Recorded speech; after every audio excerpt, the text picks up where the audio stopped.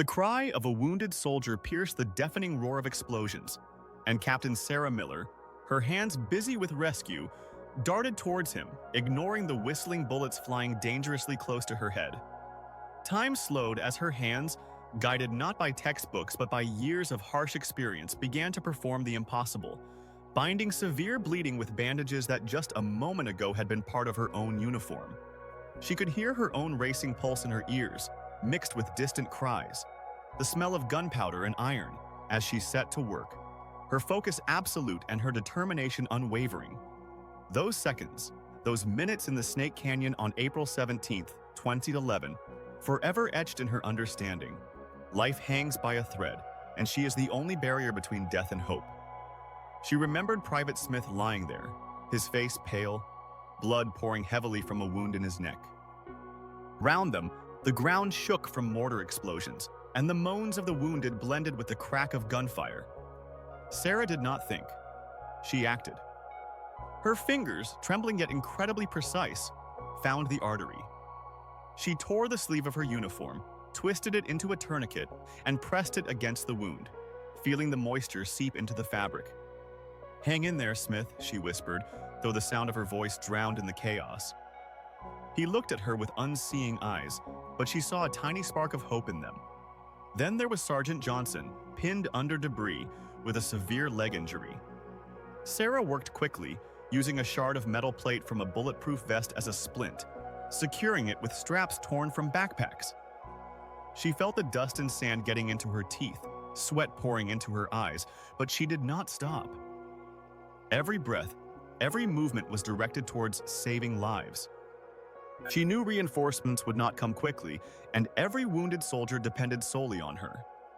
Fear was there, of course, it was always present, but it was drowned out by the sharp, fiery determination that burned in her chest. She was alone, but not broken. The morning sun beat down mercilessly over Eagle's Nest, Arizona, casting long shadows on the desert landscape as Sarah Miller drove her battered pickup towards Fort Redemption. The radio crackled with country music and static, but she kept the volume low, preferring the steady hum of tires on asphalt and the familiar weight of silence that had become her companion over the past 3 years. At 42, Sarah carried herself with the quiet dignity of someone who had seen the worst the world could offer and somehow managed to keep moving forward. Her hands, scarred and tough, gripped the steering wheel as she navigated the last stretch of highway leading to the base. The landscape here consisted of dust and scrub, interrupted by the occasional mesquite tree that had somehow taken root in the relentless soil. It reminded her of other places, hotter places, where stakes were measured in heartbeats and the margin for error was non-existent. She had dressed carefully that morning, choosing faded cargo pants that had accompanied her through countless training sessions and field operations. The fabric was soft from years of washing, the colors muted by the sun and time, but every crease and faded mark told a story. Her combat boots, resoled twice but still sturdy, bore the marks of 1,000 miles walked in service to something greater than herself. She wore no insignia, no unit patches. They belonged to her past, neatly folded in a trunk that had not been opened for months. The invitation to return to Fort Redemption had come through official channels, signed by Sergeant Major Elena Rodriguez and approved by Colonel Daniel Hayes himself. The Army needed experienced medics to assist in advanced trauma training for a new generation of combat medics, and somehow Sarah's name had surfaced from the depths of personnel files that most people thought were forever sealed. She hesitated for several weeks before agreeing, knowing that returning to any military base would require her to navigate the complex landscape of active duty protocols while maintaining her civilian status. Deep down, she knew she was returning not for recognition, but for the opportunity to pass on the lessons that had cost her so dearly. Her father, a former soldier now lying in a hospital after a severe injury sustained in service, was a constant reminder of the price soldiers pay. She returned so that no one else would have to go through what he had endured. As the gates of Fort Redemption came into view, Sarah felt the familiar weight in her chest that always accompanied her return to military installations. The guards at the checkpoint were young, likely born after she had already been deployed to her first combat zone. They meticulously checked her civilian contractor documents, like soldiers who took their duties seriously, But she saw the questions in their eyes as they noticed the contrast between her professional demeanor and her civilian status. The base itself sprawled across several hundred acres of Arizona prairie, a complex of low buildings and training facilities designed to prepare soldiers for the realities of modern warfare. Sarah had been here before, many years ago, when it was still under construction, and dreams of what it could become were still forming in the minds of planners and architects. Now it stood as a testament to the military's commitment to excellence in training, with modern medical facilities and simulation centers capable of replicating any combat scenario. She parked her truck in the visitors area, noting the neat rows of government vehicles and personal cars that spoke of the orderly life of the military community. A group of young soldiers ran past in formation, their steps echoing off the concrete buildings as their sergeant shouted instructions. Sarah watched them for a moment, recalling her own days as a young medic learning to balance the demands of military discipline with the responsibility of life and death in field medicine. The administrative building where she needed to register was a modern structure of steel and glass, designed to convey efficiency and authority. Sarah approached the main entrance with a duffel bag slung over one shoulder, her documents neatly folded in a folder she carried in her free hand. The automatic doors slid open silently, releasing a wave of cool air that immediately provided relief from the Arizona heat. Inside, the lobby buzzed with the controlled activity of a military administrative center. Soldiers in immaculate uniforms moved purposefully between offices, their conversations conducted in clipped, professional tones that Sarah remembered from her own service. Behind the main desk, a young specialist worked at a computer terminal, his fingers flying over the keyboard as he processed an endless stream of documents that kept the base functioning. Sarah approached the desk and placed her folder on the counter, patiently waiting for the specialist to acknowledge her. When he looked up, she caught a brief flash of assessment that every service member learned to perform automatically: age, posture, purpose. She was clearly older than most visitors, but there was something in her posture that spoke of familiarity with military protocols.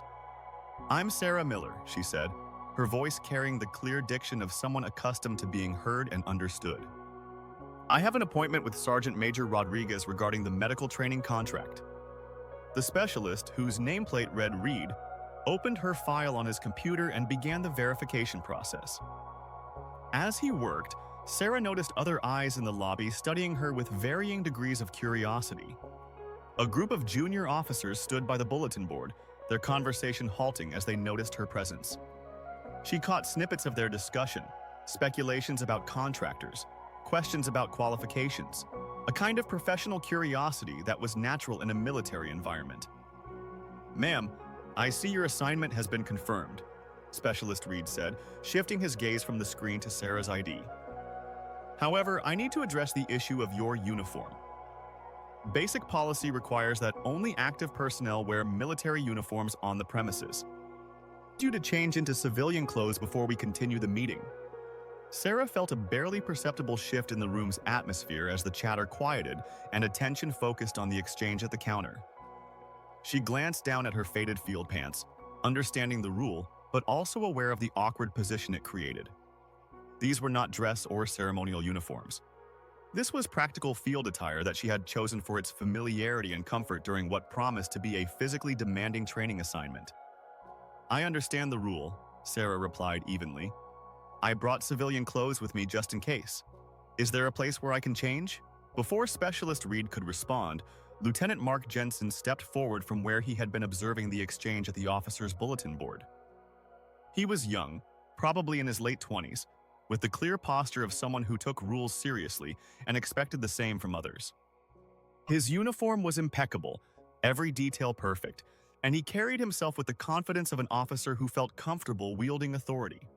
"Ma'am, I'm Lieutenant Jensen," he said, his tone polite but firm.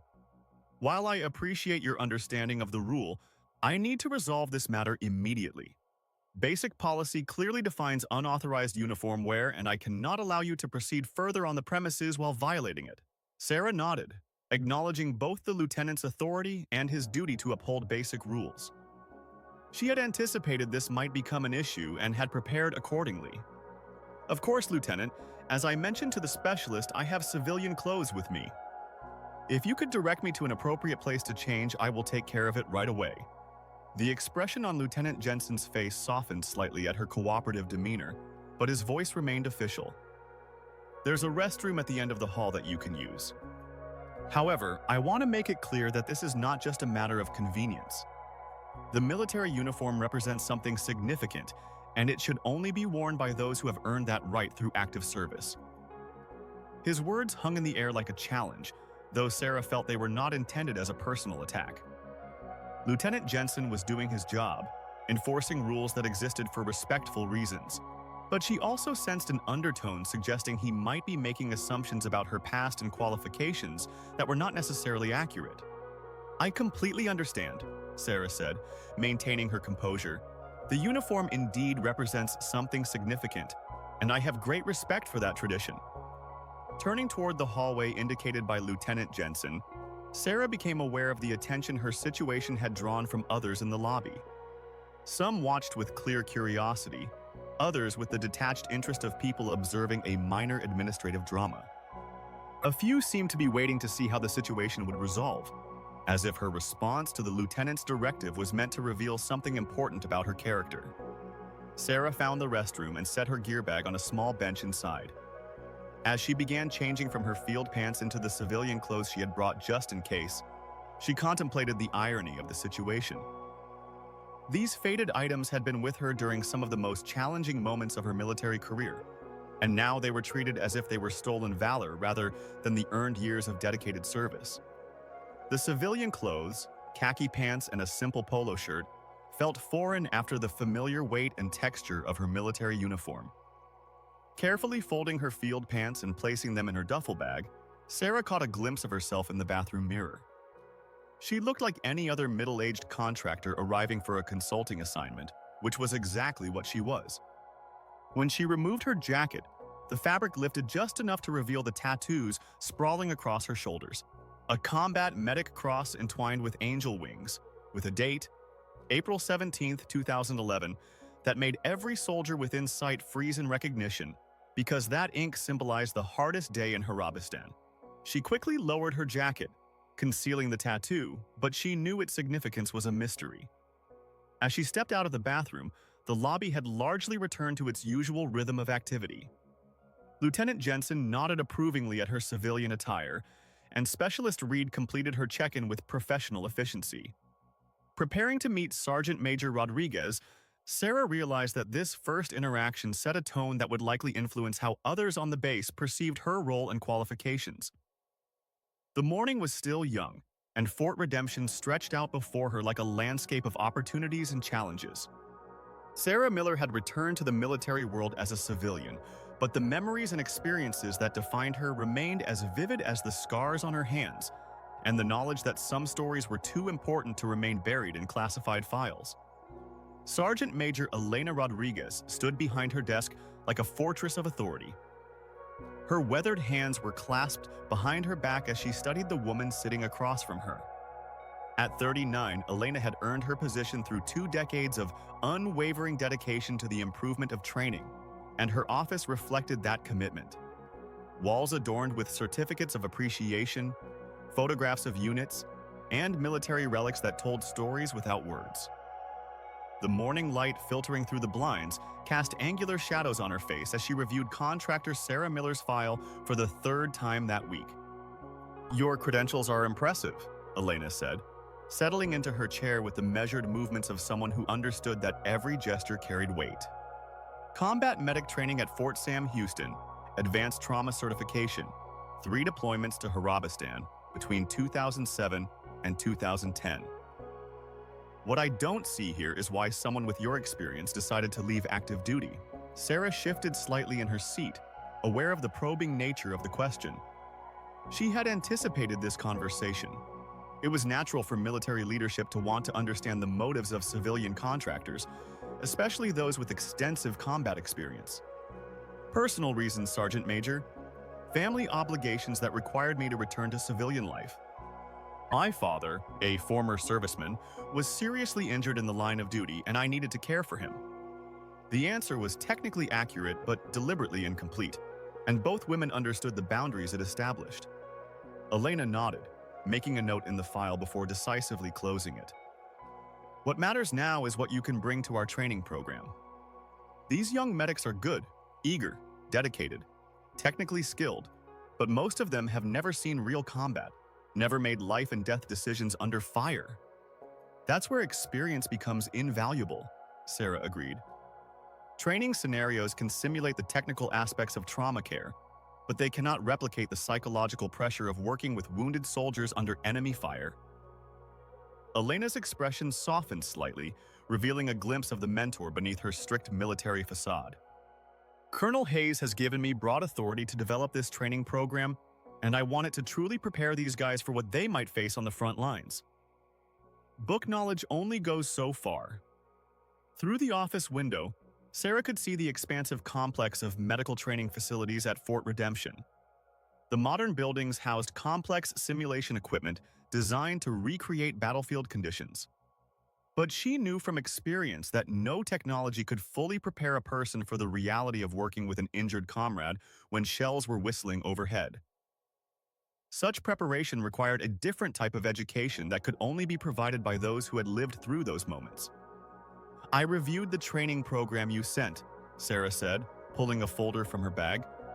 The technical components are sound, but I would like to suggest some changes to the scenario-based training. Real combat situations rarely follow textbook procedures. Elena leaned forward, her interest clearly piqued. What changes? Chaos factors, Sarah replied. Multiple casualties arriving simultaneously, equipment failures at critical moments, communication breakdowns with command. In my experience, medics who can maintain focus and effectiveness when everything goes wrong are the ones who save lives when it matters most. The conversation was interrupted by a sharp knock at the door. Elena called for the person to enter, and Corporal David Chen walked into the office with the purposeful stride of a soldier bearing important information. He was young, probably in his mid-20s, with that confidence that comes from doing one's job well and knowing it. His uniform was impeccable, his posture professional. But Sarah noticed something in his eyes that suggested he was constantly assessing, constantly measuring the people around him. Sergeant Major, Colonel Hayes asked me to deliver this, David said, extending a sealed envelope toward Elena's desk. His gaze flicked briefly over Sarah, appraising her civilian attire with the kind of scrutiny she had come to expect from active personnel. Elena accepted the envelope and glanced at its contents before setting it aside. Thank you, Corporal. Are you familiar with our new training consultant? This is Corporal Chen. He will be one of the senior medics involved in your advanced training program. David stepped forward and extended his hand with practiced military courtesy. Ma'am, it's a pleasure to meet you. I look forward to working with you. His handshake was firm, professional, but Sarah sensed a barely perceptible reserve in his manner. Not hostility, but a kind of cautious appraisal that young soldiers often applied to civilian contractors. Likewise, Corporal, Sarah replied. The Sergeant Major has almost told me that you have excellent technical skills. This will be important for some of the scenarios we will be conducting. I appreciate that, ma'am, David said. If you don't mind, I would like to ask what your experience in combat medicine is. I mean, I know you're here as a contractor, but I'm curious about your field experience. The question was reasonable, even expected, but Sarah felt something beneath the surface. A challenge, perhaps, or just the natural skepticism of a soldier who had worked hard to develop his expertise and wanted to ensure that his instructors had earned their authority through genuine experience, not just classroom knowledge. Elena smoothly interjected. She has extensive deployment experience, Corporal. I'm sure she will bring valuable perspectives to the training program. David nodded, accepting the redirection with military discipline, but Sarah saw that her intentionally vague data only heightened his curiosity. Of course, Sergeant Major, I just really want to learn from someone with real experience. After David left the office, Elena turned to Sarah with an expression that suggested she had noticed the subtle dynamics of their exchange. You will encounter such attention from some young soldiers. They are good guys, but they grew up in an era when information is easily accessible and they expect transparency regarding qualifications and backgrounds. I understand, Sarah said. It's natural for them to want to know who they are learning from. I will do my best to earn their respect through the quality of my teaching. not through stories about my past. Elena stood and walked to the window, looking at the training facilities where groups of soldiers were conducting morning exercises. There is one more thing we need to discuss. The nature of your previous assignments means that certain aspects of your service record remain classified. I have been informed of the general plan, but even I do not have access to specific operational details. Sarah felt the familiar tension in her shoulders. The classified nature of her assignments in special operations had been both a source of pride and a burden throughout her military career. The missions that defined her service, the moments when her skills determined life and death for her fellow soldiers, were precisely the experiences she could never openly discuss. I am ready to work within those parameters, Sarah said. It's important that the training is effective. It's not about someone knowing the specific details of where and how I mastered these methods. Elena nodded, but her expression remained thoughtful. I respect that, and I will support any boundaries you need to maintain, but you should know that some people on this base will be curious about the gaps in your record, especially if you demonstrate abilities that seem inconsistent with publicly available information. The warning was given with professional politeness, but Sarah understood its implications. Military communities were small, interconnected networks where information spread quickly, and speculation filled in the gaps where facts were absent. Her presence as a civilian contractor with an obviously extensive but mysteriously vague military past would inevitably raise questions and theories. I appreciate the warning, Sarah said. I have faced similar situations before. The key is to let the work speak for itself.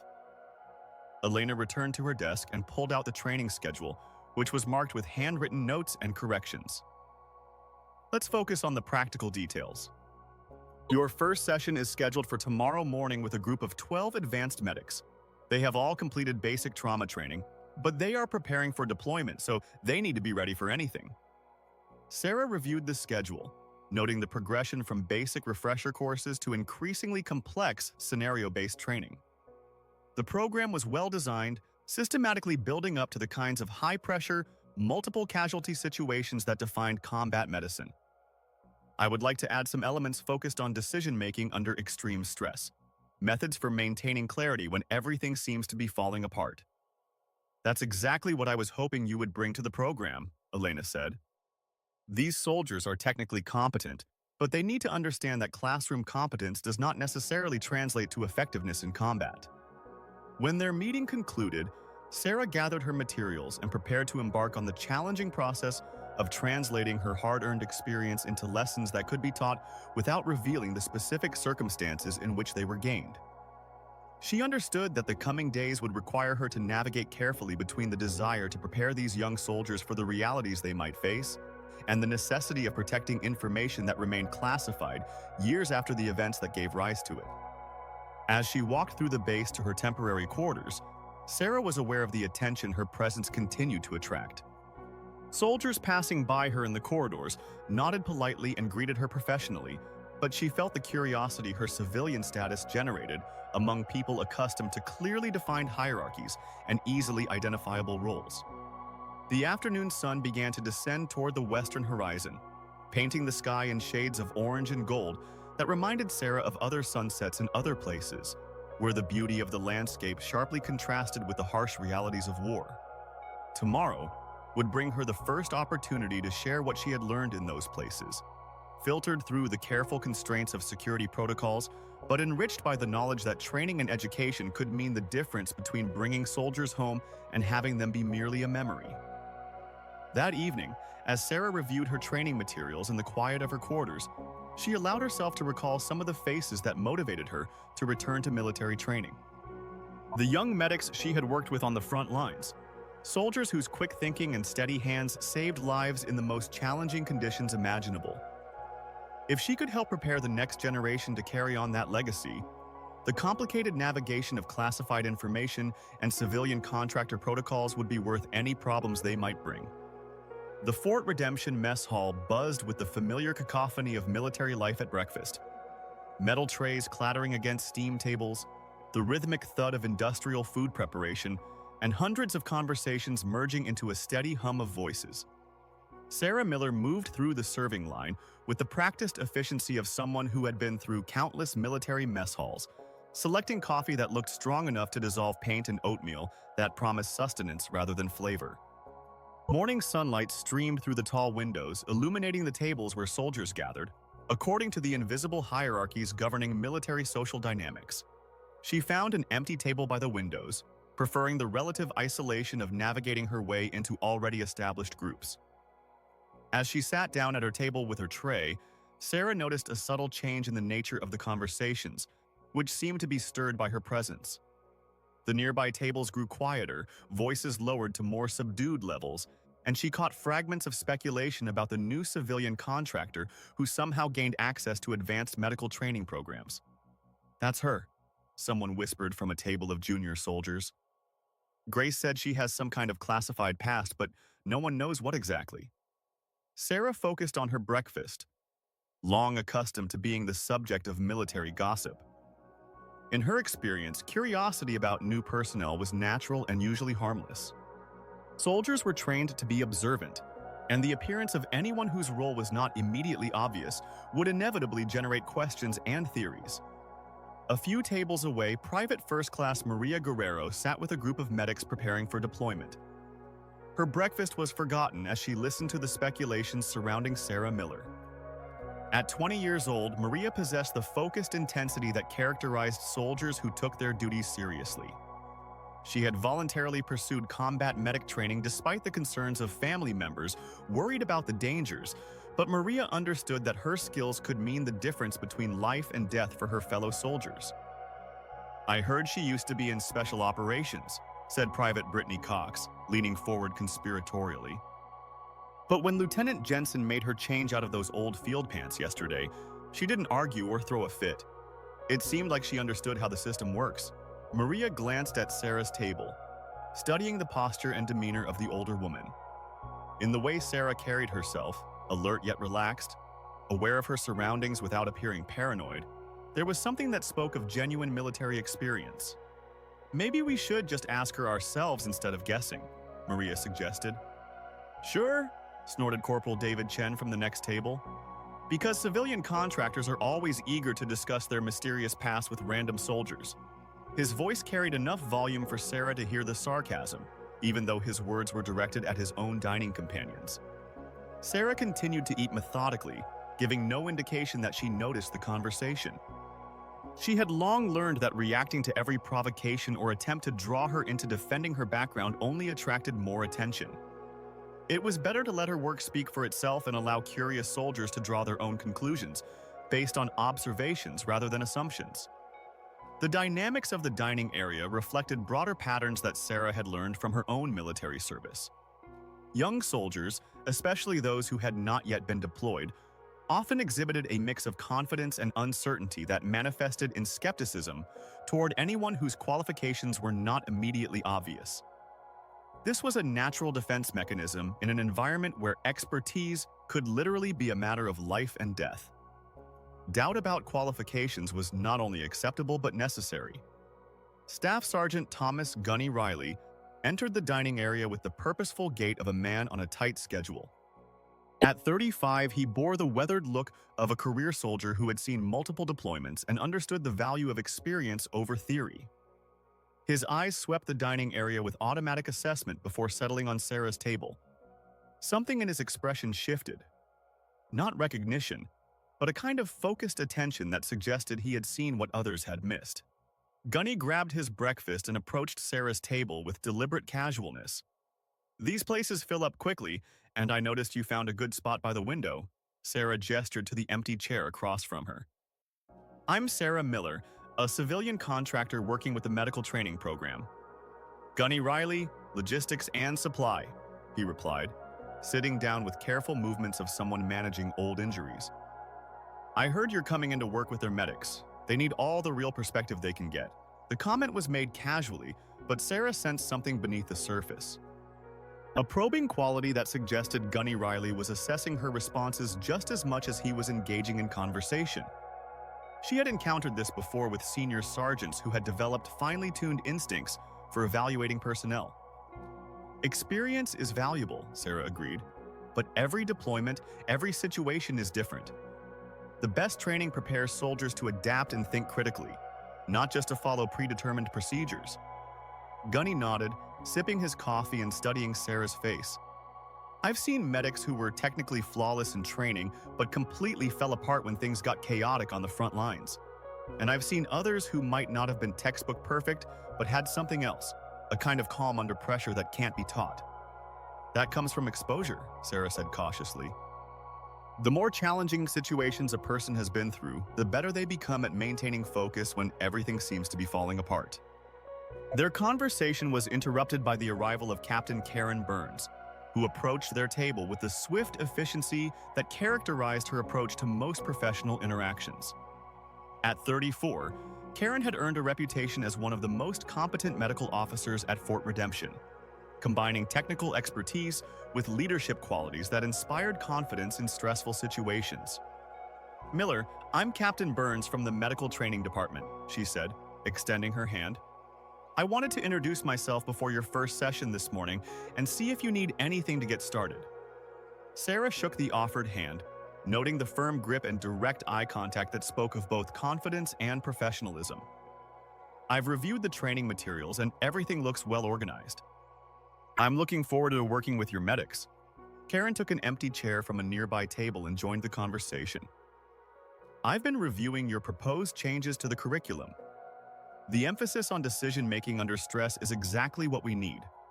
Too many of our training scenarios assume ideal conditions that rarely exist in real combat situations." "That has been my experience as well," Sarah replied. "Soldiers who perform best under pressure are usually those who have learned to work effectively when communication is down, equipment is malfunctioning, and they are dealing with more casualties than they have resources." Gunny placed his coffee cup down with deliberate precision. "It sounds like you have some experience in such situations. Not many understand how quickly things can go wrong when you're dealing with multiple wounded soldiers and limited resources." Sarah met his gaze calmly. "I have had some experience, yes. Enough to know that the difference between effective training and an academic exercise often lies in the presence of realistic stressors that force people to make quick decisions." Karen leaned slightly forward, her interest clearly piqued. "What stressors do you recommend?" "We have simulation equipment that can replicate various environmental conditions, but I'm always looking for ways to make training more realistic." "Time pressure is crucial," Sarah said. "In real situations, medics rarely have the luxury of taking their time to consider all options. Adding artificial time constraints forces trainees to make quick decisions and live with the consequences." "And equipment failures," Gunny added, nodding in agreement. "Nothing teaches improvisation like the failure of your primary medical kit when you need it most." Sarah smiled slightly. "And communication breakdowns. Scenarios where medics have to operate without clear command guidance or coordinate actions with units using different communication protocols." The conversation flowed naturally until it was interrupted by the appearance of Master Sergeant Michael "Mac" McMillan, whose weathered face and measured gait spoke of decades of military service. At 58, Mac had become something of an institutional memory at Fort Redemption, the senior sergeant who had seen enough changes in military culture and training to provide valuable perspective on what works and what doesn't. "Good morning, folks," Mac said, nodding to the group. "I couldn't help but overhear your discussion about realistic training scenarios. That's music to my ears. I've been saying for years that we need to prepare soldiers for the chaos of real operations, not just training situations." Karen gestured to the empty chair. "Master Sergeant McMillan, meet Sarah Miller, our new training consultant. She has shared some ideas about adding stressors to our medical training scenarios." Mac studied Sarah with the kind of appraisal that comes from years of experience in evaluating personnel. "Miller, nice to meet you. What is your experience in military medicine?" The question was direct but not confrontational. Just a natural inquiry from a senior soldier wanting to understand the qualifications of the person who would be training his medics. Sarah anticipated this moment and prepared an answer that would satisfy professional curiosity without revealing classified information. "I served as a combat medic for several years with deployments to Harabistan," she said. "After leaving active duty, I worked in civilian emergency medicine before transitioning to training and consulting." Mac nodded slowly, processing the information. What years were you deployed? From 2007 to 2010, Sarah replied, maintaining a neutral and factual tone. Something flickered in Mac's expression, not recognition, but a sharpening of attention that suggested the time frame triggered some memory or association. He paused for a moment, seemingly lost in thought, before refocusing on the conversation. Those were challenging years, he finally said. Many good soldiers served during that time, and many of them have valuable experiences to share with the next generation. The comment seemed to mark the end of his direct questions, but Sarah felt that Master Sergeant McMillan was holding back information for future consideration. She had encountered this before with senior sergeants who had extensive networks and a kind of institutional memory that allowed them to piece together fragments of information that might seem unrelated to others. As breakfast continued, Sarah realized that their table had become the center of attention throughout the dining hall. Other soldiers were clearly listening to snippets of their discussion, and she saw phones appearing on nearby tables as social media messages were undoubtedly being crafted to share observations about the mysterious civilian contractor and her apparently extensive military past. The morning light grew stronger, signaling the approach of the workday and Sarah's first training session with the advanced medics at Fort Redemption. As she prepared to leave the dining hall, she recognized that her first 24 hours on base had established patterns that would likely define her entire assignment. Curiosity about her past, skepticism regarding her qualifications, and a kind of thorough assessment that characterized military communities when they encountered outsiders claiming expertise in life and death skills. The Combat Medic Training Center at Fort Redemption stood as a monument to modern military medical education, its sleek exterior concealing simulation laboratories capable of replicating any combat environment, from desert operations to urban warfare. Sarah Miller approached the main entrance right at 8 o'clock, her civilian attire practical and professional. Dark cargo pants, a moisture-wicking polo shirt, and sturdy boots that could withstand any physical demands that training might require. In her hands, she carried a worn leather medical bag that had served in places where improvisation meant the difference between saving lives and writing loss reports. Inside the main training bay, 12 soldiers stood in formation awaiting her arrival.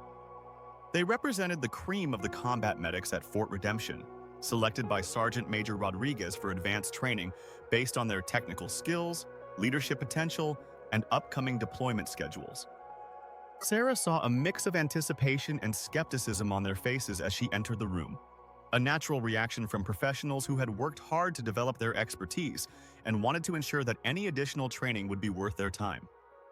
Private First Class Maria Guerrero stood at attention in the front row, her medical kit organized with the precise order that characterized soldiers who took their duties seriously.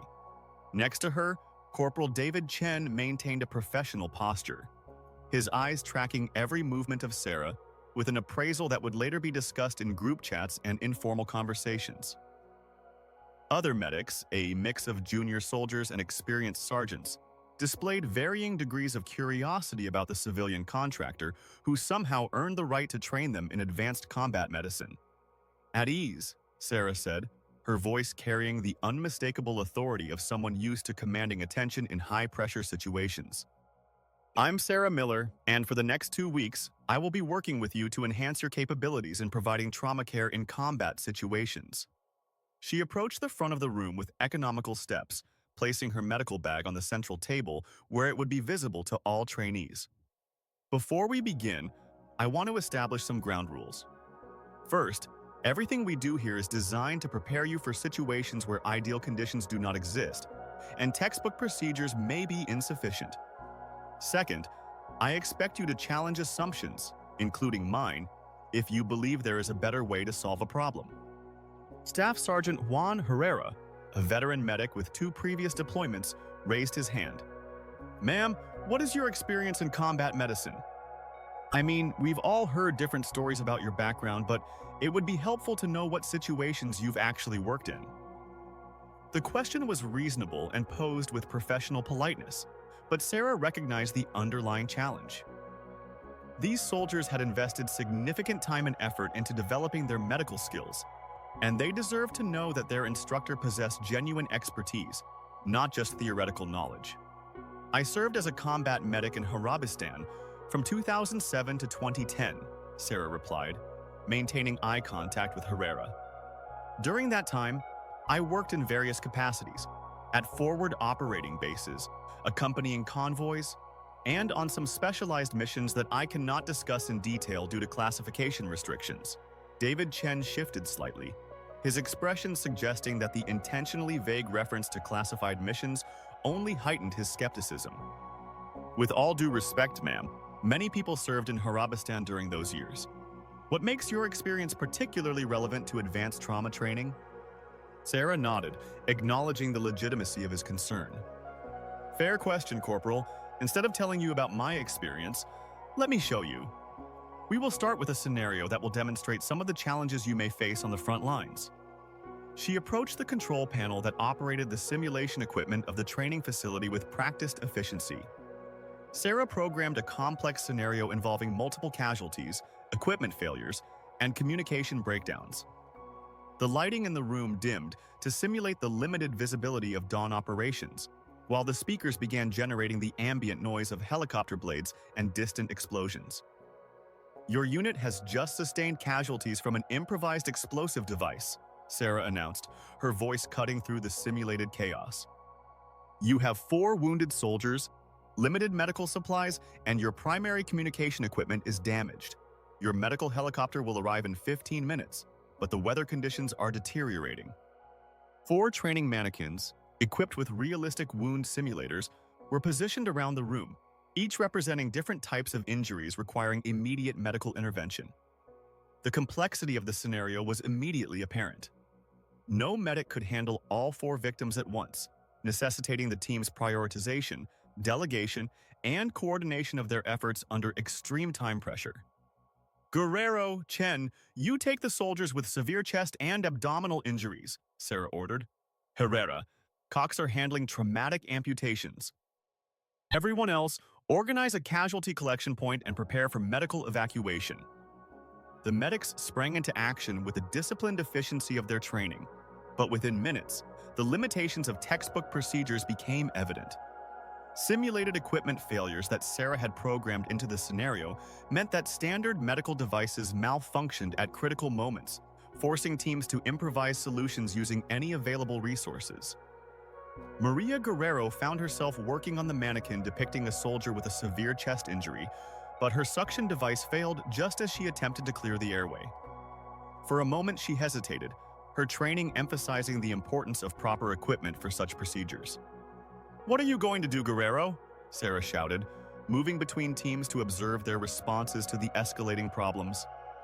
I need to clear the airway, but my suction equipment isn't working, Maria replied, frustration evident in her voice. So what's your backup plan? In real combat, equipment constantly fails. You must be able to adapt. Maria looked around the simulated battlefield, her mind racing through alternative approaches. Finally, she grabbed a water bottle from her backpack and began using it for manual airway irrigation, not by the book, but effective improvisation under the circumstances. Good thinking, Sarah said approvingly. The perfect equipment is a luxury rarely available in real combat situations. Meanwhile, David Chen was struggling with his own equipment failure. The pressure dressings he needed to control the severe bleeding in his casualty were programmed to fail, leaving him with insufficient materials to stop the life-threatening hemorrhage. His initial reaction was to request additional supplies, but Sarah's scenario design meant that no extra resources were available. Time is running out, Chen, Sarah announced. Your casualty is losing a lot of blood and medical evacuation is still 10 minutes away. What's your solution? David's jaw tightened with frustration. I need the right pressure dressings to control this bleeding. Without the proper equipment, I can't effectively treat this wound. Sarah approached his position, sitting down next to the mannequin. Show me what you've already tried. David demonstrated his attempts to control the bleeding using available materials, but his approach remained rigidly focused on textbook procedures that required specific equipment. Sarah saw that his technical knowledge was excellent, but his ability to improvise solutions was limited by his adherence to established protocols. Look, Sarah said, taking the mannequin and using materials that David had dismissed as inadequate: torn clothing, improvised pressure points, and creative bandaging methods. She demonstrated how to stop the bleeding without access to standard medical supplies.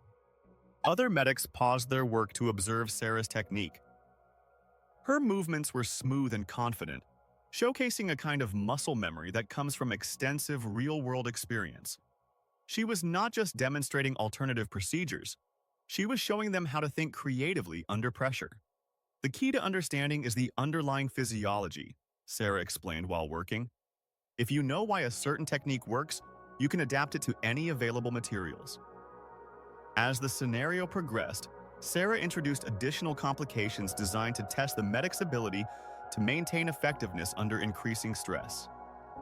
Communication equipment completely failed, forcing teams to coordinate actions using hand signals. The weather conditions in the simulation worsened further, adding time pressure as the window for medical evacuation shrank. Staff Sergeant Herrera, working on a traumatic amputation, felt his confidence grow as he adapted to the changing conditions. Initial equipment failures forced him to abandon rigid procedural thinking and focus on achieving results with whatever resources were available. "This is actually more realistic than our usual training scenarios," he admitted to his partner, Private Cox. Brittany Cox nodded, sweat trickling down her forehead from the physical and mental strain of the exercise. "It's definitely more stressful, but I see how this kind of training better prepares us for real deployments." Sarah continued to move between teams, offering guidance and introducing new complications that forced the medics to constantly adapt their approaches. She noticed that initial skepticism began to give way to respect as the soldiers recognized the value of training that challenged their assumptions and pushed them beyond their comfort zones. The 15-minute scenario felt like an hour to the participants, but when the simulated medical helicopter arrived and the exercise concluded, Sarah saw that something fundamental had changed in the group's dynamics. The medics who had started the session doubting her qualifications now looked at her with the attention that true expertise demanded. "Debrief in 5 minutes," Sarah announced, giving the soldiers time to secure their equipment and reflect on what they had just experienced. "I want to hear what you learned and what questions you have about adapting standard procedures to unconventional situations." As the medics gathered around the central table, Sarah noticed that their body language had subtly shifted. They no longer regarded her as an outsider whose data needed verification, but as an instructor whose knowledge had been demonstrated in practice. The shift was gradual yet unmistakable, a kind of respect that had to be earned, not given. First Class Private Maria Guerrero was the first to speak during the debrief. "Ma'am, is that improvised airway clearing technique something you learned from field manuals or real-world experience?" Sarah met her gaze calmly. "Field manuals are written by people who assume you will have access to proper equipment and ideal conditions. Real combat rarely provides either." The session established trust in Sarah in a way that no discussions of classified missions could achieve. These soldiers had seen her demonstrate skills that went beyond textbook knowledge, and they understood that such expertise could only be gained through extensive practical application in conditions of pressure that no simulation could fully replicate.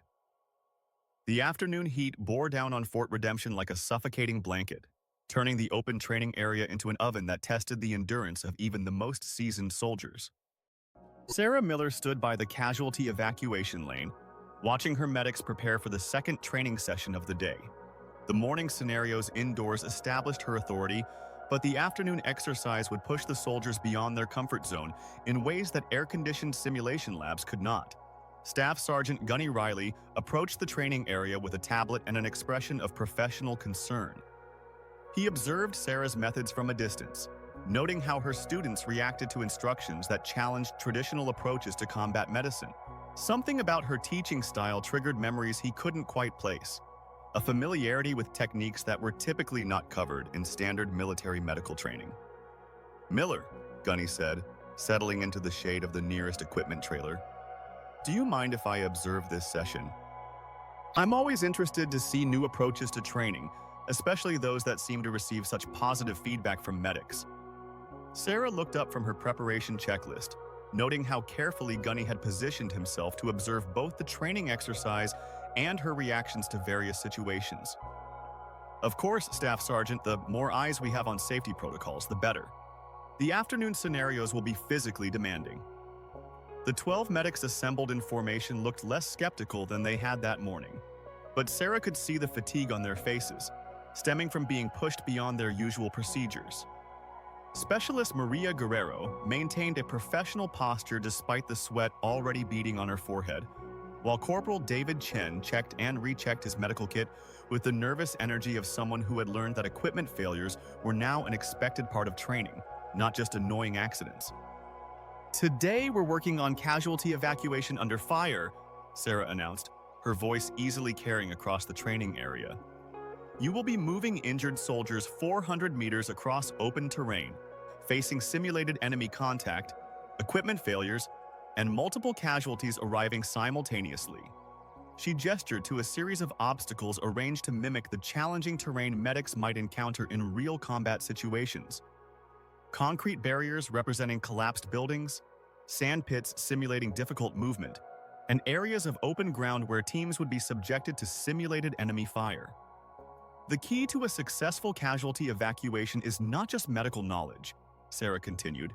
"It's the ability to maintain situational awareness while providing life-saving care in the worst possible conditions." Staff Sergeant Juan Herrera raised his hand. "Ma'am, what kind of enemy contact should we expect during the exercise?" "Simulated gunfire, possible mortar strikes, and chaos that makes communication difficult and coordination nearly impossible," Sarah replied. "Your task is to get your casualties to the evacuation point alive, no matter what else is happening around you." The exercise began with the sharp crack of blank rounds and the distinctive whistle of simulated incoming shells. Immediately, the carefully organized formation of medics broke into a controlled chaos of soldiers reacting to enemy contact while simultaneously trying to provide medical assistance to the injured mannequins scattered across the training area. Maria Guerrero found herself crawling across open ground to a casualty with a simulated head injury. Her medical kit dragged behind her as she tried to maintain a low profile while bullets whizzed overhead. The physical demands of the exercise were intense, crawling, lifting, and carrying injured soldiers in full gear under the blazing Arizona sun. "Keep your head down, Guerrero," Sarah shouted through the simulated gunfire. "Real bullets don't care how important your medical mission is." The training exercise quickly revealed the gap between theoretical knowledge and practical application under stress. David Chen, technically skilled in controlled conditions, struggled to maintain focus while juggling multiple competing demands. Treating his injured patient, coordinating with other team members, and responding to a simulated enemy threat that required constant movement and repositioning. Sarah moved across the training ground with the smooth grace of someone who had been through similar situations under real fire. She was not just observing the training, she was demonstrating methods for maintaining effectiveness under attack, showing medics how to use the terrain for cover while continuing to provide quality medical care. "Look, Gunny," she shouted, illustrating how to use a damaged vehicle as both cover and a platform for medical treatment. Her movements were economical and purposeful, showcasing a kind of muscle memory that comes from extensive practice in life and death situations. Gunny Riley watched with growing recognition. Something in Sarah's technique stirred memories he had tried to bury for years. The way she navigated the simulated battlefield, the efficient manner in which she utilized available cover, and most importantly, the absolute calm she maintained while working with casualties under fire. These skills could not be acquired in training conditions. The exercise reached its climax when Sarah presented a mass casualty event that exceeded the medic's ability to give individual attention to each injured soldier. 7 casualties arrived simultaneously at the evacuation point, each requiring immediate medical intervention, but only 4 medics were available to assist. "This is where triage becomes critically important," Sarah announced, moving between the injured to demonstrate rapid assessment methods. "You have 30 seconds to determine who gets priority treatment and who has to wait." The moral weight of the decision was immediately evident to the soldiers. In training scenarios with unlimited resources and time, each victim received optimal care, but this exercise forced them to confront the harsh reality that combat medics sometimes had to make choices about which soldiers received immediate attention and which had to endure a longer wait for treatment. Private Brittany Cox found herself assigned to a casualty with serious but not immediately life-threatening injuries, while soldiers with more critical wounds received priority attention from other medics. The emotional difficulty of maintaining professional detachment while listening to simulated cries for help was overwhelming. "I know this soldier needs help," Brittany said to Sarah, her voice taut with stress. "It feels wrong to make him wait when I could be doing something." "That's exactly the decision you'll face on the front lines," Sarah replied, her tone compassionate yet firm. "Triage isn't about abandoning the injured. It's about maximizing the number of soldiers who come home alive." As the exercise continued, Sarah found herself working directly with one of the most challenging casualties, demonstrating advanced trauma techniques while maintaining the quick pace demanded by the scenario. The physical strain and mental stress of the simulation, combined with the afternoon heat, caused her polo shirt to cling tightly to her back. Staff Sergeant Gunny Riley, watching from his position at the evacuation point, noticed something that made his blood run cold. As Sarah leaned forward to demonstrate the proper spinal immobilization technique, the damp fabric of her shirt outlined the contours of a large tattoo on her upper back. Not just a decorative pattern, but something that looked official, purposeful, almost like a unit insignia. Ghani stepped closer, using the pretext of checking safety protocols to get a better look. What he saw confirmed his growing suspicions and triggered memories he had tried to suppress for over a decade. The tattoo, partially visible through the clinging fabric, seemed to depict wings. It was the distinctive outline of military medical insignia, not just a decorative design. The exercise concluded with the successful evacuation of all casualties, but Ghani Riley barely noticed the end of the training scenario. His mind raced through fragments of memories, classified briefings, redacted after-action reports, and whispered stories about a female medic who had performed legendary feats during some of the darkest days of the Harabistan conflict. "Great job, everyone," Sarah announced to her exhausted students. "Take 15 minutes for hydration and recovery, then we'll conduct a detailed debrief of the exercise." As the medics dispersed to find shade and water, Ghani approached Sarah with cautious deliberation. His expression was neutral, but she saw the intensity in his eyes that suggested he was processing information far beyond the usual observation of a training session. "Miller, that was impressive," Ghani said, his voice carefully controlled.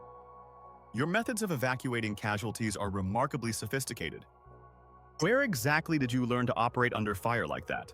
Sarah met his gaze calmly, recognizing the probing nature of the question. "Experience, Staff Sergeant. The kind that comes from working in challenging conditions where adaptability is essential for survival." Ghani nodded slowly, setting her response aside for future consideration. "Just some of those methods looked remarkably familiar, like techniques I've seen described in classified reports on specialized unit operations." The comment hung in the air between them, laden with subtext that they both understood, but neither was ready to discuss directly. Sarah maintained her professional composure, but she felt that Staff Sergeant Riley was piecing together fragments of a puzzle that most people were not even aware existed. "If you'll excuse me," Sarah said, "I need to prepare for the debrief." Today's exercise provided many learning opportunities that we need to discuss while they're still fresh in everyone's minds. As she stepped away to gather her training materials, Sarah was acutely aware that Ghani Riley continued to watch her with such focused attention that suggested he suspected much more than he let on. The afternoon heat felt even more oppressive, and she felt the weight of her hidden tattoo like a physical burden on her shoulders. The afternoon sun cast long shadows on the training ground as Sarah's medics gradually recovered from the physical and emotional strains of the evacuation exercise. But for Ghani Riley, watching from the shadow of the equipment trailer, the day's training revealed far more than just advanced medical techniques.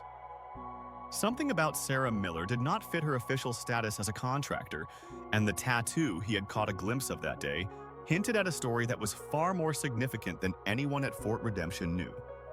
The groundwork for a much larger revelation had been laid, although neither Sarah nor Ghani were yet ready to acknowledge the full implications of what had been uncovered that day.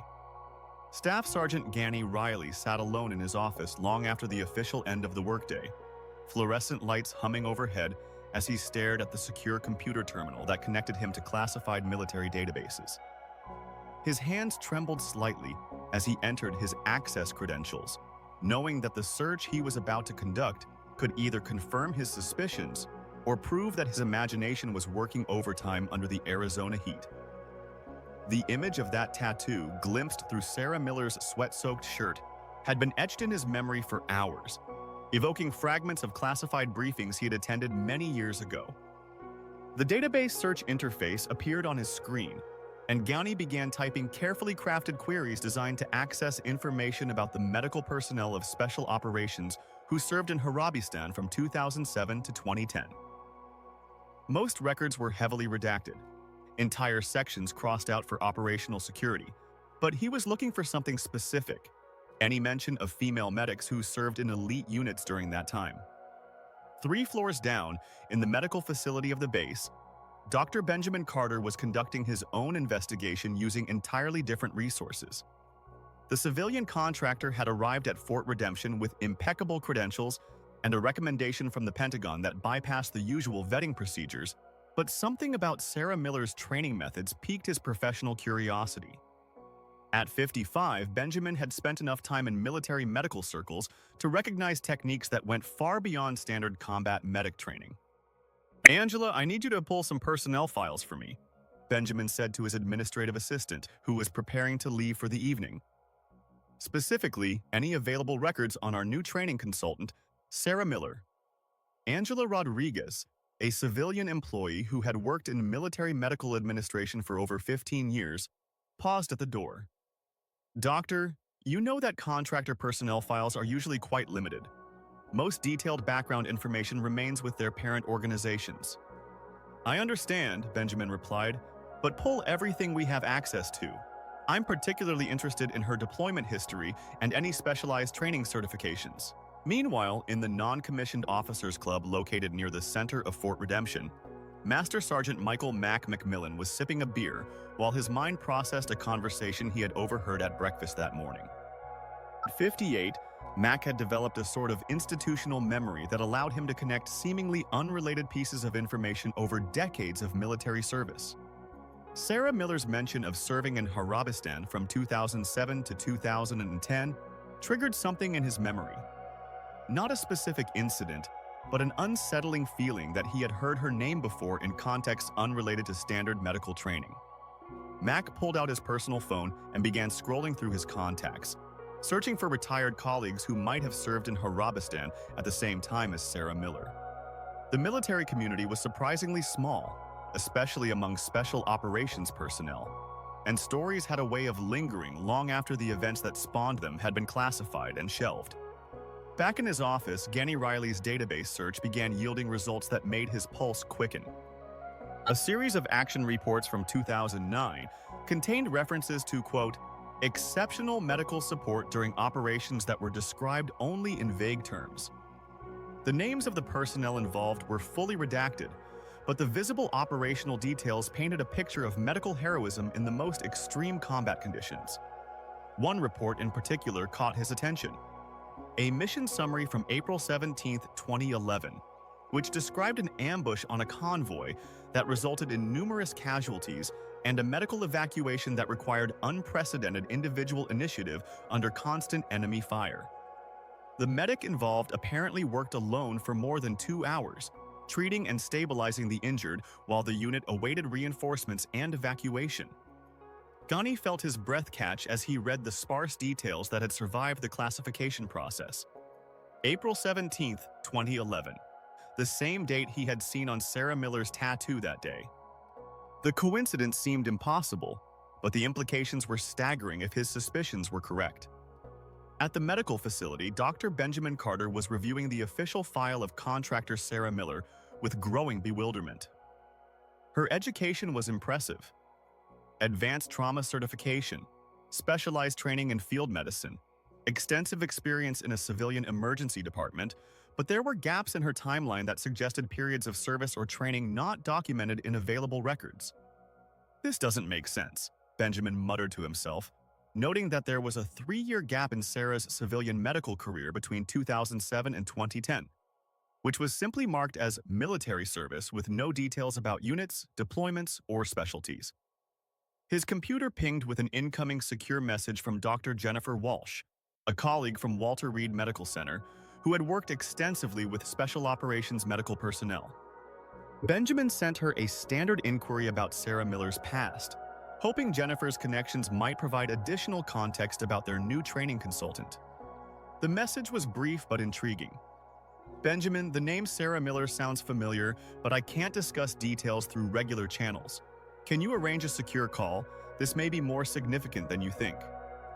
At the Sergeant's Club, Sergeant Mac McMillan contacted retired Command Sergeant Major Bill Tucker, who had served as a senior sergeant advisor in Harabistan at the same time Sarah Miller mentioned. Bill's memory was sharp, and he had a reputation for knowing the stories behind the stories that shaped special operations history. Mac, you said her name is Sarah Miller? Bill's voice crackled over the phone with a slight delay from the international call. Can you describe her? Age, physical characteristics, general demeanor. Mac provided the details he could recall from their brief breakfast meeting, noting Sarah's calm professionalism and how she had deflected questions about her specific military experience. Oh my God, Bill said after a long pause. If this is the one I think it is, then you have a real legend walking around your base. But Mac, I can't discuss this over an unsecured line. Is there a way to check if she has a specific tattoo? What tattoo? Mac asked, his pulse quickening. A medical cross with angel wings and the date, April 17, 2011. If she has that tattoo, then you need to understand that you're dealing with someone who is in a completely different category. Mac felt the pieces of the puzzle click into place with an almost audible snap. The way Sarah had meticulously dodged questions about her past, the complex medical techniques that impressed even seasoned military personnel, and, most importantly, the feeling that her name was familiar from contexts that had nothing to do with ordinary training assignments.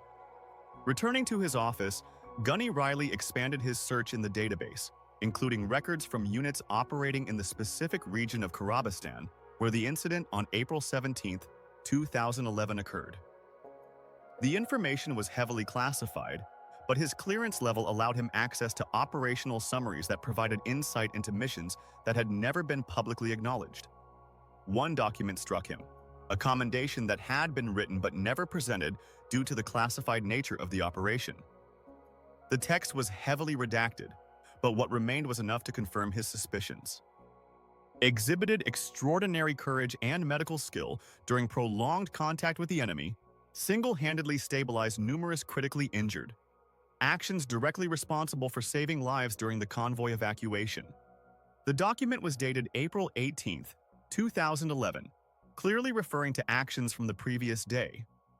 The medic's name was completely crossed out, but gender was indicated through the use of female pronouns throughout the commendation. Gunny's hands trembled as he printed the document and locked it in his desk drawer. If Sarah Miller was indeed the medic described in these classified reports, then Fort Redemption was harboring someone whose actions saved lives in conditions that most people could not even imagine. His secure phone rang, displaying a call from Master Sergeant McMillan. Gunny answered immediately, feeling that Mac's call was related to his own investigation. Gunny, I need to ask you something confidential, Mac said without preamble. During your observation of training today, did you notice anything unusual about Sarah Miller's appearance? Specifically, any tattoos that might have been visible? Gunny felt a lump in his throat. Why are you asking, Mac? Because I just spoke with someone who served in Karabistan in 2011, and if Sarah Miller is who we think she is, then we are dealing with someone whose history has been classified at the highest levels for over 10 years. The two senior sergeants agreed to meet immediately in Gunny's office, understanding that the conversation they were about to have would require a level of discretion that could only be maintained in person. Hanging up, both men felt the weight of a revelation that would fundamentally change how everyone at Fort Redemption understood the woman who was training their medics. Benjamin Carter was setting up a secure video call with his colleague at Walter Reed, knowing that the conversation he was about to have could provide answers to questions that had troubled him since Sarah Miller's arrival. Pieces of a much larger puzzle were beginning to fit together, and the picture they were forming suggested that Fort Redemption had unknowingly been hosting a legend, Evening shadows grew longer across the base as several investigations converged on one staggering conclusion. Sarah Miller was not just a qualified medical instructor, but someone whose actions in combat had earned her a place in the classified annals of military heroism. The tattoo that Gunny Riley had glimpsed that day was about to become the key that would unlock a story of bravery hidden in plain sight for over 10 years. Colonel Daniel Hayes stood behind his desk at 2100 hours. His usually immaculate office was illuminated only by the harsh light of his secure computer terminal and classified documents spread across his workspace. At 48 years old, Hayes had commanded Fort Redemption for 3 years, but nothing in his experience had prepared him for the phone call he received 20 minutes ago from the Pentagon. The voice on the other end was abrupt, official, and carried an authority that surpassed ordinary military hierarchies. "Colonel, this is Brigadier General Evelyn Stone, Special Operations Command. I understand you have a civilian contractor named Sarah Miller conducting medical training at your facility."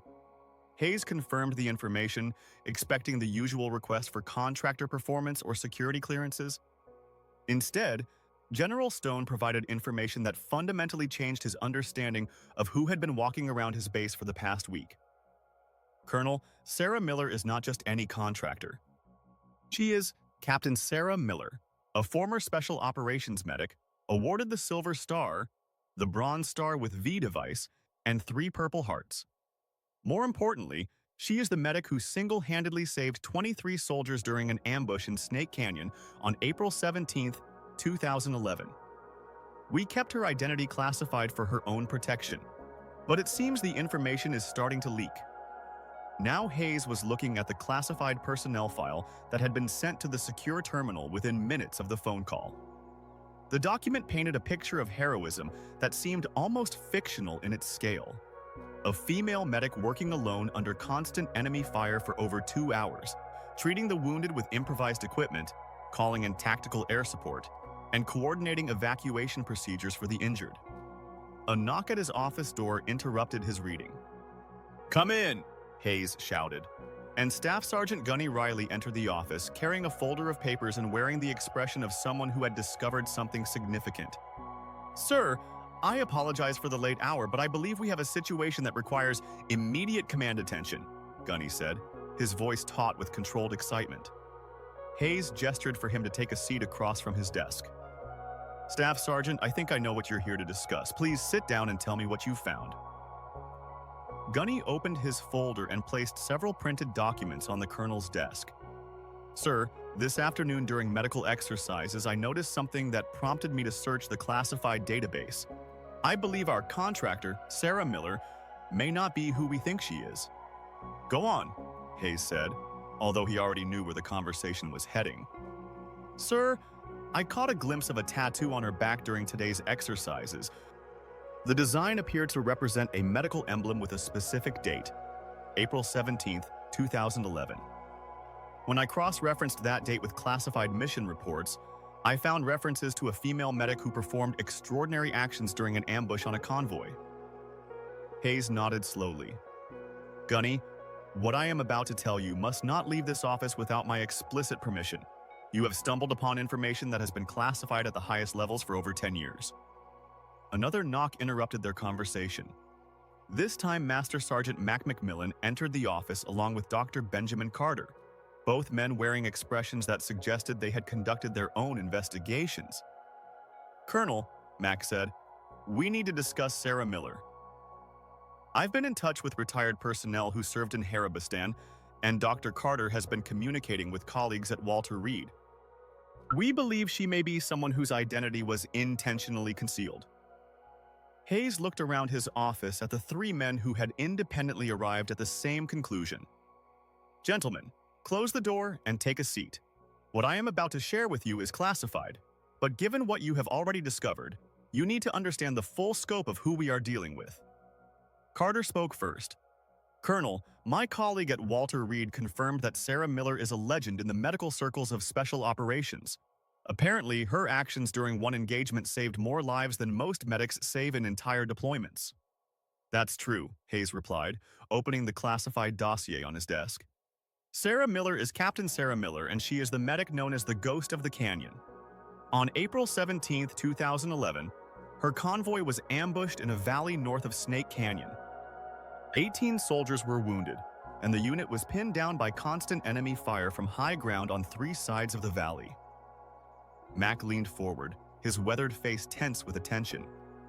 "Sir, I've heard fragments of this story, but never with specific details or names." Hayes continued reading from the classified report.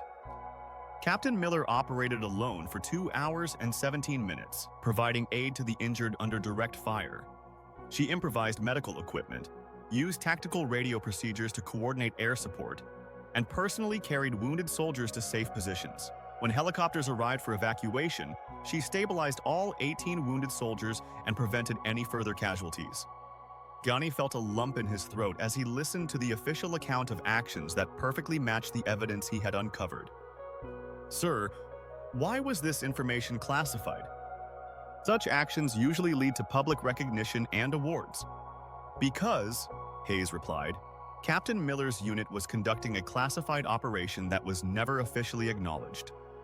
The convoy was transporting reconnaissance assets, the presence of which in Harabistan could not be admitted. Publishing her heroic actions would compromise ongoing operations and potentially endanger other personnel." Carter shook his head in disbelief. "So, she lived as a civilian contractor, unable to discuss the most significant events of her military career." "Exactly," Hayes confirmed. After recovering from the injuries sustained during the ambush, Captain Miller was given a choice: continue her military career under a new name and assignment, or transition to civilian life with a partially classified service record. She chose civilian life to care for her injured father, but her security clearance and classification status remained active. Max stood up and walked to the window, looking at the base where Sarah Miller quietly conducted medical training, bearing the weight of a history that most people would never know. "Colonel, does she know that we have uncovered her identity?" "Not yet," Hayes replied. "But General Stone informed me that the Pentagon is concerned about operational security. If Sarah's identity becomes widely known, it could compromise other personnel who are still operating under similar protection." Ghani pulled printed documents from his database search. "Sir, what do you want us to do with this information?" "Several people on base have speculated about her past, and social media posts have circulated among the young soldiers." Hayes stood up and approached his secure communication console. "First, we will contain the information that has already leaked. Mac, I need you to identify anyone who might have had access to the classified details of Captain Miller's service. Ghani, work with the base communications officer to track and remove any social media content that could compromise operational security." "What about Captain Miller herself? Does she need to be informed that her cover has been blown?" "I will meet with her first thing tomorrow morning," Hayes replied. "General Stone is flying in from the Pentagon to discuss the situation directly." Depending on how widely the information had spread, Captain Miller might need to be relocated for her own safety. The seriousness of the situation engulfed the 4 men as they realized their discovery had consequences that extended far beyond Fort Redemption. Sarah Miller was not just a contractor whose past had been uncovered. She was a classified asset, and her exposure could have ramifications that affected the entire special operations community. "Gentlemen," Hayes said, his voice carrying the weight of command authority, "until further notice, this information is compartmentalized. You will not discuss the identity of Captain Miller with anyone outside this room. Any questions or concerns must be directed to me immediately." As the meeting concluded and the 3 men prepared to leave, Hayes returned to his desk and the classified file that had altered his understanding of the woman who quietly trained his medics. The Pentagon had entrusted Fort Redemption with the protection of someone whose actions had already saved more lives than most could imagine. And now, the base's ability to maintain that protection was being tested. In her quarters across the base, Sarah Miller was unaware that her carefully maintained civilian identity had been uncovered by several people working independently of one another. She was reviewing training notes for medical scenarios for the next day, focused on preparing lessons that would help young medics develop skills they might need in combat situations. The irony was not lost on Colonel Hayes as he locked the classified documents in his office safe. Sarah Miller had come to Fort Redemption to share her knowledge with the next generation of combat medics. But it was that very expertise that made her such an effective instructor that also revealed her identity to those who understood the significance of what they had seen. The next day would bring new challenges as the base command sought to balance Sarah's security needs with the operational requirements of military training. But tonight, Fort Redemption was home to a legend whose story had been hidden for over a decade. A woman whose actions one day in Harabistan earned her a place in the classified annals of military heroism. The ghost of the canyon was no longer just a legend whispered among the special operations staff. She was Sarah Miller, a civilian contractor quietly sitting in temporary quarters, reviewing lesson plans that would help prepare young soldiers for the realities of combat medicine. The task now was to protect her identity, allowing her to continue the mission that had brought her back to military service, ensuring that the next generation of medics was ready to save lives when it mattered most. The morning briefing at Fort Redemption at 6 o'clock felt different, charged with a hidden tension that had nothing to do with routine military operations. Sarah Miller sat across from Colonel Daniel Hayes, her posture relaxed yet attentive as she awaited what she was told was an urgent meeting regarding her training contract. She was dressed in her standard civilian contractor attire, khaki pants and a collared shirt, but something in the colonel's demeanor suggested that this conversation would extend far beyond ordinary administrative matters. Major General Evelyn Stone entered the briefing room with the swift efficiency that characterized her approach to all professional interactions. At 52, she carried herself with the unmistakable authority of someone who had navigated the highest levels of military command, and her presence immediately shifted the atmosphere from administrative routine to something approaching an official hearing. Sarah sensed the gravity of the moment even before introductions were made. "Captain Miller," General Stone said, sitting directly across from Sarah and using the military title that had been carefully omitted from all official reports from Fort Redemption. "I believe it's time for us to have an honest conversation about why you are really here." Sarah felt the familiar tightness in her chest that accompanied moments when her carefully constructed civilian persona began to crumble. She had anticipated that this day might come, but the directness of General Stone's approach suggested that the revelation of her past had been more thorough than she had assumed. "General, I'm not sure what you mean," Sarah replied, maintaining her contractor's civilian identity even as she realized the futility of the pretense.